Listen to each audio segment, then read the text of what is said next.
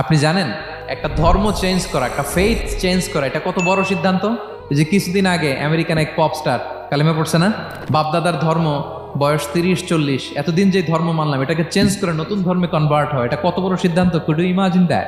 নিজের সাথে নিজের অনেক বোঝাপড়া করতে হয়, তারাই ক্রিটিক্যাল থিঙ্কিং করে। এবং বিষ্ণু ঈসা ইসলাম উনি নবী হওয়ার আগেও তিনি হেরা গুহায় চলে যেতেন, কাবা থেকে 6 কিলোমিটার উত্তরে, 634 মিটার উঁচু, যা বলে নূরের উপরে একটা কেইভ আছে, গুহা, এটার নাম হচ্ছে গারে হেরা।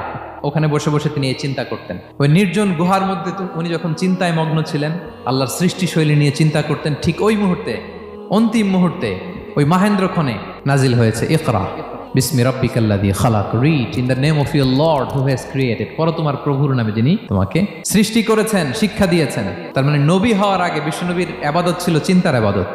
ইসলামের সূচনা হয়েছিল, এটা বলা যায় ফাইনালি যে ইসলামের সূচনা হয়েছিল এই চিন্তার ইবাদতের মধ্য দিয়ে। তো আমরা যেন চিন্তা করি।